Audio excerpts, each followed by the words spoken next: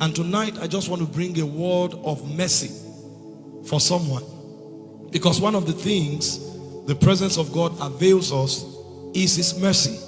So that as you walk out of this place, whatever mercy provides, you will become a recipient in the name of Jesus Christ. And so very quickly, in this short period that I have, I just want to show us what mercy does, and then show us how to appropriate mercy, and then I speak a word over you very quickly, and we are out of here. Hallelujah. When you study your Bible, one of the consistent patterns you will find, so long as the manifestation of mercy is concerned, is the fact that mercy is a force that brings exoneration from judgment. Everywhere the mercy of God is at work, people are exempted from destruction. The Bible told us in Lamentations chapter 3, verse 22 and 23, it said, "It's for the Lord's mercy that we are not consumed." He said, "His compassion faileth not." He said, "They are new every morning." You know, as you deal with God, you are going to discover that God is a helper. And in the economy of help, there are three dimensions. The first dimension of help is what we call intervention. Many times people go through things, circumstances that are beyond their immediate abilities, and they require divine help. The way God steps into your situation to change your story is what the Bible recognizes as intervention. The second dimension of help you find in God is what the Bible calls restoration. Intervention happens to you when you are going through the problem, but restoration happens when you are already defeated. But you see, when you are walking with God, there's no such thing as too late. Even when you are defeated, even when you have lost, there are things in God that makes it possible for Him to reverse times and seasons and bring to you that which you have lost. And so if God has not intervened in your matter, God still has the capacity to restore. In fact, He doesn't just restore what you have lost, He restores the years that you have lost. That means He has the capacity to replay the possibilities that passed that you didn't maximize. He doesn't just change the story, He changed the whole circumstances, so that the whole thing that happened replays before you, and you have the right and the privilege to have made that decision as if that event never happened. So God does not just intervene, He restores. And then when God restores, He doesn't stop there. The third thing in the economy of God's help is what we call preservation. Because after God has restored, God now preserves you so that you don't enter that circumstance again to suffer the reproach and the losses that you suffered. This is one of the things that is packaged within the context of the mercy of God. If you study 1 Samuel chapter 7 from verse 12 to verse 14, we saw that Israel was in a situation where they lost their heritage, they lost their glory, they lost their honor. They literally became slaves in the hands of their enemies. And God showed up. And we saw the three expressions of the help of God. The first thing that happened was that the Bible said God thundered from heaven and discomfited the enemies. While they were running, God didn't stop there. The Bible said the lands that they took from Israel, from Ekron unto Gath, was restored to them. And the Bible didn't stop there. The Bible said all the days of Samuel's life, it said the hand of God was perpetually against the Philistine. So God did not just intervene by disarming the enemies, He restored what they lost. And He didn't just restore what they lost, He kept it for them so that the enemy could no longer take over it. I don't know who came here trusting God for a touch, but I stand under the unction of the Holy Spirit, and I decree and declare over you, as you walk out of this meeting, you are walking out with intervention. As you walk out of this meeting, you are walking out with restoration. Some of you have lost things that looks as if your life will never count again. Some of you have lost things that looks as if so long as destiny is concerned, you are already behind. The people you mentored, they are changing the world, you are at the back. The people you helped, they are at the top and you are forgotten. You have literally fallen into oblivion. But there is a thing called the hand of God. In the name of Jesus, may the hand of God come upon you now and provoke a restoration. the hand of God provoke a restoration. Whatever you have lost, may God become your answer in Jesus' mighty name.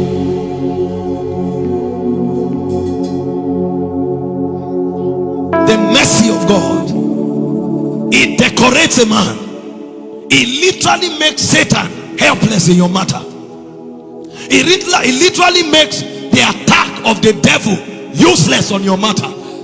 In fact, a point comes when Satan himself advises himself, I will not waste my weapons on this man. The last time I knocked him down, he was defeated. I was sure he was defeated. I was sure there was no hope. He was dead. He was useless. How did he bounce back? He said, although a righteous man falls 7 times, he says 7 times he will rise again. I speak over somebody tonight. You will rise again. The mercy of God, it brings you the help of God, and the purpose of that help is to deliver you. It says, for the Lord's mercies that we are not consumed. It's either he will intervene, or he will restore, or he will preserve, but in no way and in no wise will you be consumed. It is for the Lord's mercy that we are not consumed. He said his compassion faileth not. In James 2:13, the Bible said mercy prevails over judgment. You can be in a situation where it's not even this devil attacking you. You are suffering from your own mistakes, because your errors will become verdicts over your destiny. The times when you eluded process, the times when you violated the ordinances of God, the times when you refused counsel and you found yourself in danger. So what you are going through are well-deserved judgments. But the Bible said even in that context, God does not let you go. Why he doesn't encourage laxity, why he doesn't encourage rebellion, he said even when you deserve judgment, he said mercy says no. Mercy prevails over judgment. Did you read your Bible? In Isaiah 53 verse 6, he said all we like sheep have gone astray. We rebelled against God, and the law is that the wages of sin is death. Every one of us should die. But Romans 5:8 said, while we were yet sinners, he said Christ died for us. So a Christian cannot be defeated under any circumstance. If it is Satan, there will be intervention, there will be restoration, there will be preservation. And if it is a judgment that is based on his own errors, mercy still prevails over judgment. But you know the problem, many don't know how to access mercy. Many don't know how to provoke mercy. This is why I came tonight with a word. I want to show you how to secure mercy for your destiny. Listen, Satan knows you. You are the one who thinks until you start manifesting. Jesus was 8 days old. He was not born in a stadium. He was in a museum. Yet Satan knew that a king was born. Even the prophets had not yet discovered. But the Bible said Magi's from the east traced his star. That means they have awareness of you even before those in light discover you. Satan can read your potential. He said the thief cometh not but for to kill, to steal, and to destroy. You are the one who said nothing is working. Satan is seeing a champion. You are the one who says I'm finished. Satan is seeing a leader. You are the one who says there's no tomorrow. Satan is seeing a deliverer. And he said, I will not be deceived by what you are going through now. I will make sure you are utterly destroyed. I will make sure you are utterly destroyed, dismayed, and wasted. But what is your assurance? When I trust God, I know mercy has got my back. I speak over somebody tonight. You will find mercy. I say you will find mercy. I say you will find mercy. You will find mercy in the name of Jesus Christ. Quickly, sit down for a moment. How do you provoke mercy? Number one,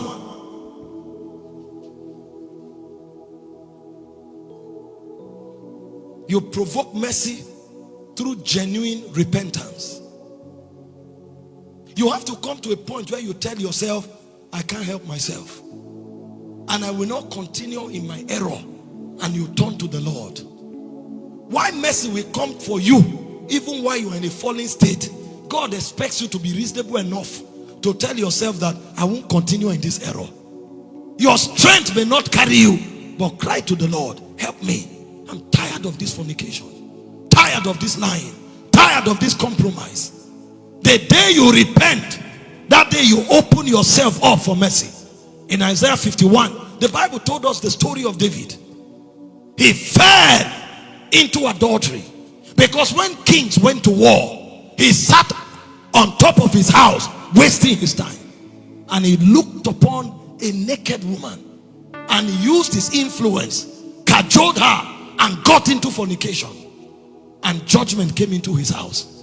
But David knew what to do. In Isaiah 51 verse 17, the Bible said David fell on his face and he cried genuinely to God in repentance. He repented from his iniquities, and David made a statement. He said, a contrite heart and a broken spirit, he said, thou, O Lord, cannot despise. You know why most of us have not found mercy? We have begun to enjoy iniquity. We have begun to enjoy the ways of darkness, and because we continue there, Satan keeps luring us and he is destroying us. He keeps you compromising and he keeps you helpless. The day you tell yourself, I won't continue on this path, mercy will find you. The first way to obtain mercy is to genuinely, in brokenness, repent. The Bible said in Proverbs 28 verse 13, him that covereth his sin shall not find mercy. If you need mercy in your life, you must tell God that you are tired of your iniquities and you must repent. The second way to obtain mercy is to put your faith in the finished works of Christ. In Titus chapter 3 verse 5, the Bible said we were not delivered by the works of our righteousness. It said, but it was according to his mercy. Of course, on one side you repent, but on another side you have to trust Jesus, not yourself. Because if you trust yourself, you will fall 1,000 times. Your will is already compromised. Your emotion is already corrupt. So you are going to need to trust the one who was pure and holy. The second way to access mercy is to tell God, I don't trust myself. I don't depend on myself. I rely on your power. I rely on Jesus, the Savior that came to save me.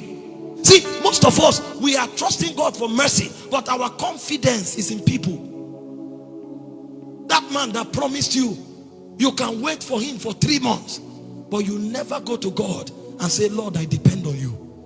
And many times men will fail. He said the arm of flesh will fail you. You are not the priority of anybody. This is why you must trust Jesus. If it's mercy you are looking for. But you see, when mercy begins to work for you, even your enemies can be used by God to lift you up. Woe unto him that trusted in the arm of flesh. He said the arm of flesh will fail you. The second way to access mercy is to rely completely on Jesus Christ. The third way to access mercy is to show mercy to others. You find people saying, Lord, help me, but they can't help those they are supposed to help.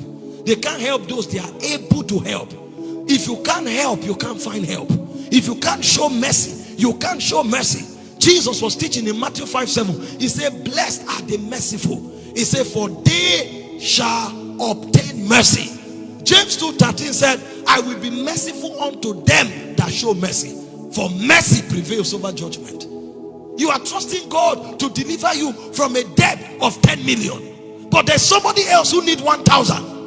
1,000 is nothing for you, but you can't give the person. If it's so hard for you to give the person who needs 1,000, how do you expect that 10 million will meet you? One of the things you will learn in the school of the Spirit is that what God does for you is an amplification of what you do to others. Anything you do to others, be rest assured that it will be amplified and sent back to you. See, when you see many people crying, it looks as if God does not listen. It's not true. It's because themselves shut their ears when others cry to them. Because the answer you are looking for is in the hands of another man. If God will move that man to bring that answer to you, God will first of all move you to bring answer to somebody else. Because even you who is in need, you are an answer to another person. Mercy is for those who show mercy. Number 4, how do you obtain mercy? It's through humility and brokenness. Every time God finds a humble man, God reaches out. In Luke 1:50, it says his mercy is upon those who fear him. In James 4:6, it says God resists the proud, but giveth more grace to the humble. Some people are so proud that even in God's presence they can't humble themselves. While worship is going on, they are doing their thing because they think it's a social gathering. When you are worshiping God, you are wasting their time. And these are the same people that are hoping that God is strong enough to deliver them from their problem. If God is not strong enough to break you, is it your problem God is strong enough to handle? If you will find mercy, you must train your soul to learn the way of brokenness. David fell on his face and said, a contrite heart and a broken spirit, he said, thou, O Lord, will not despise. Because of our time, what's the last way of obtaining mercy? And this is where this meeting is applicable, is by crying for mercy. A worship session like this is not a place of singing or displaying talent. Listen, the goal of worship is not to model our giftings. The goal of worship is, number 1, to glorify God for who he is. Number 2, to submit ourselves in allegiance to his authority and government. And number 3, that on the strength of worshiping him and submitting to him, his presence might descend. If God is not glorified, if we don't submit to his authority, and if his presence doesn't come, what is going on is drama. It's not worship. That's why I tell people, worship is not a song. Although we worship through song, worship is deeper than singing. The first time the word worship was used in scripture, nobody was singing. Genesis 22:5, Abraham was going to sacrifice Isaac. He said, I'm going up to worship, because it is a place where you give God his due. You are the king, I am the servant. And then you humble yourself before him, and when you do that, he ushers his presence. Now when his presence comes, it becomes a buffet for you to pick whatever you are looking for, because his presence is his weight. His presence is who he is, his essence. Captured in his presence is his power. Captured in his presence is his goodness. Captured in his presence is his benevolence. Captured in his presence is his superfluity, is his magnificence, is his unexhaustible supply. So a man who has followed the protocol to bring God's presence down, if he walks away, he's not wise. No, when God's presence comes down, we don't walk away, we embrace it. It's a times of refreshing cometh from the presence of the Lord. So when the presence of the Lord comes down, a charlatan can become a veteran, a weak man can become a strong man, a frustrated man can become a blessed man, because that's the buffet. Oh, many are not aware, it's a buffet. You know what some of us do? We wait for the presence. I know I lack power, I wait for the presence. When the presence comes, I take power. I know I lack favor, I wait for the presence. When the presence comes, I take favor. I know I lack speed. When the presence comes, I take speed. Some of you don't know how to shop in the spirit.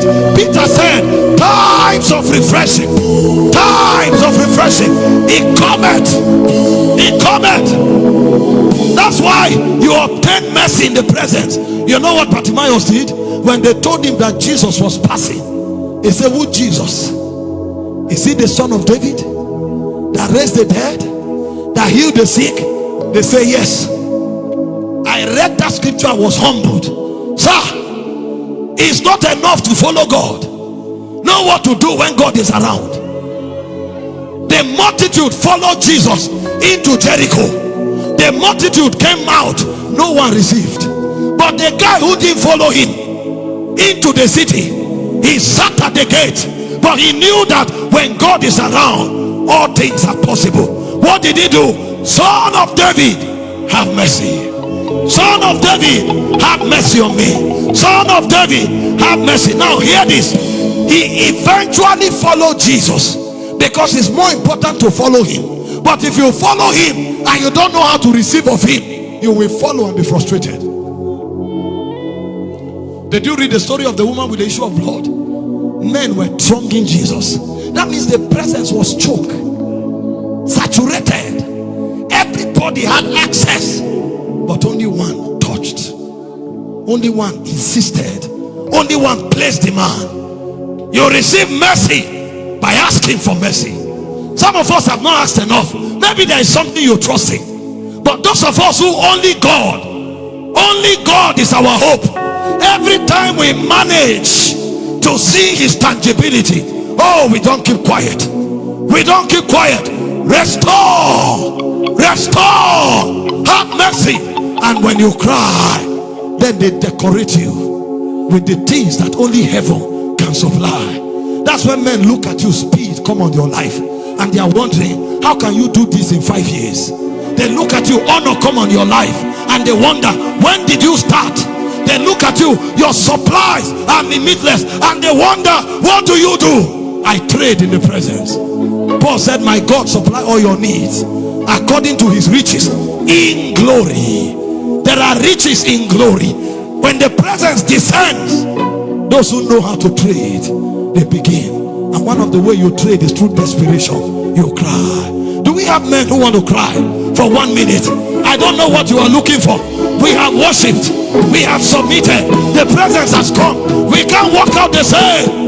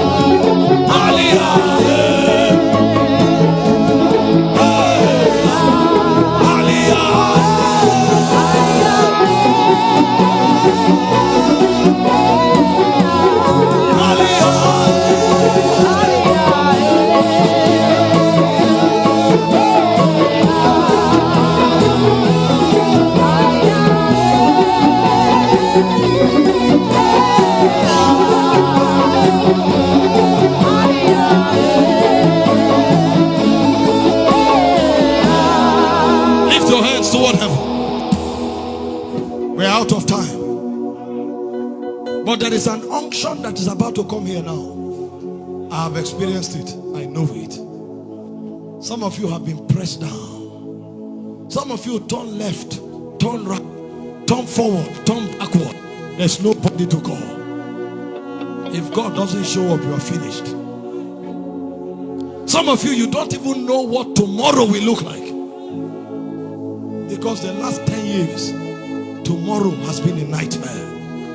But tonight, mercy has come. Mercy has come. Yes. Wherever you are standing, lift your right hand and raise a cry. There was a time in my life when there was no one to help. The only uncle that all of us leached on was cut off. It looked as if our destinies were grounded. But from the cradles, the hand of God stretched. He reached out. He reached out because he lifted the beggar from the dust and the poor. Oh my God. He establishes them upon thrones. My God, my God. Laketakaparas. Tahina, Tahina. Tatatalene Kamarata. Savaita Baratanoa. Savei Kaitamaro. Maila Tai. Tai, Tai. Mora Kamanata.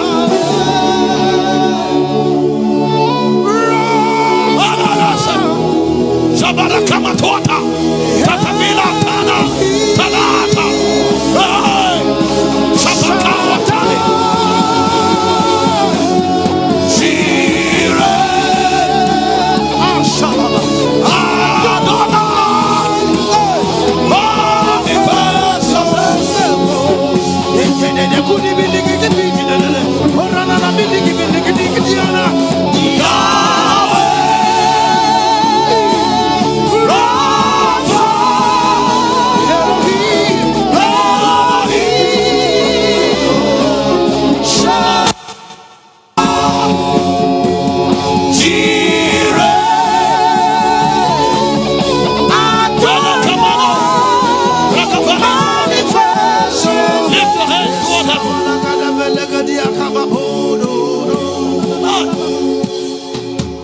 Lift your hands toward heaven. Just lower the sound.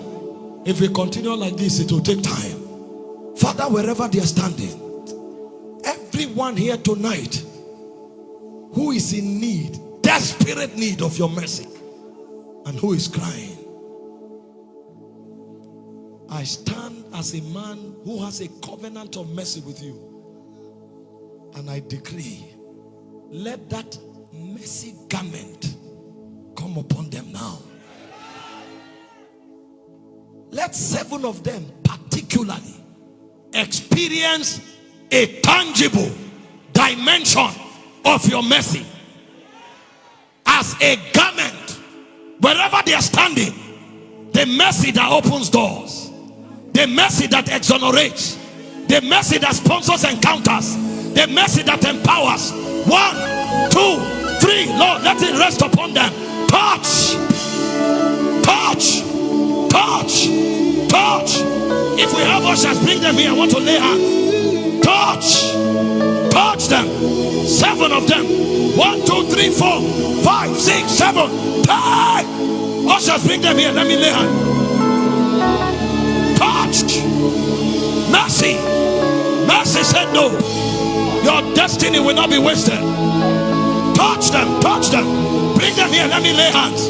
Let it come upon some of you like fire, like a garment of fire. Hey! They say you will not marry, I come to establish you. They say you will not succeed, I come to establish you. They say you will not prosper, I come to establish you. Patela Nakarotea, Barakapatonia Dakapas, Samantha, touch, touch, touch. Who it is that saith the thing, and it cometh to pass when the Lord commanded it not? Who is it that saith the thing, and it cometh to pass when the Lord commanded it not? I stand by the decree of mercy. I speak over your life. Arise, shine. Arise, shine. Arise, shine. Touch. From Makodi, let men rise. Voices. Oh yes, in the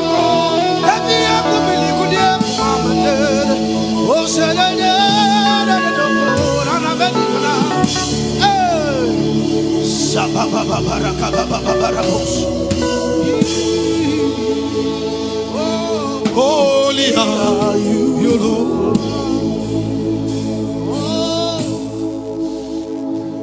Holy,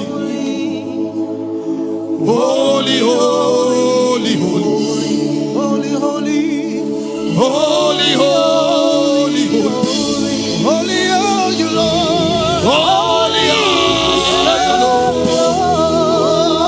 Maraka Bana Kaskavaya, Mantaka Pataparota, Holy, holy, holy. Holy, holy, holy. Holy are you, Lord. Whoever is marked for death, by the authority of mercy, I decree you are exonerated. You will not die. You will live to proclaim the goodness of the Lord is the land of the living. Whoever is marked for failure, I come to change the verdict. Let the voices rising against your destiny be silenced now. In the name of Jesus. Whatever power has brought reproach over your life, I come by the signature of the blood, the utterance of the word. I decree and declare, let mercy exonerate you.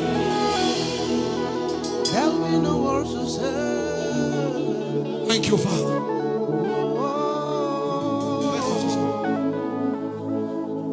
Thank you, Holy Spirit. Can we lift our hands? I want to release the grace for speed. The Bible said the hand of God was upon Elijah, and he said he outran the chariots of Ahab unto the gates of Jezreel. There are times when you move by your effort, but there are times when you move by the hand of God. Wherever you are standing, in the name of Jesus, my God, I sense the fire coming upon 3 people on ground, online. Let the hand of God rest now. Take, as it was upon Elijah. Take.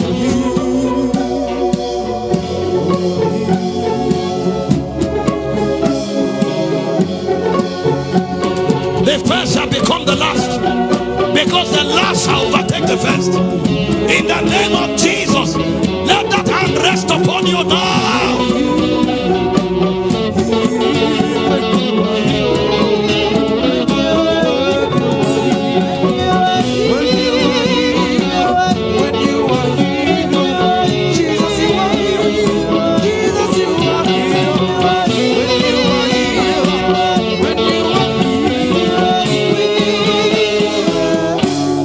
Somebody has been stagnated for 5 years.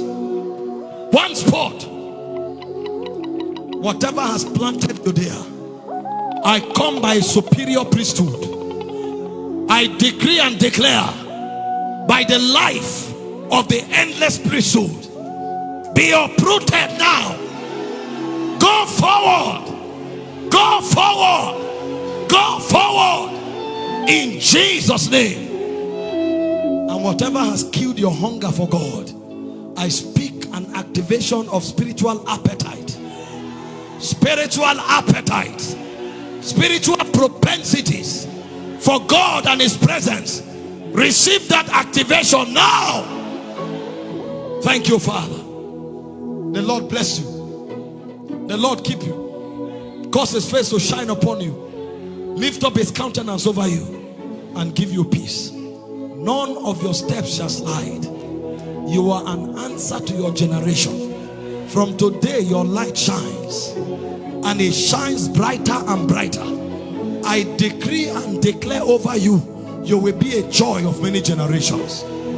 Let your doors open, and let your gates remain perpetually open. Suck the breast of kings.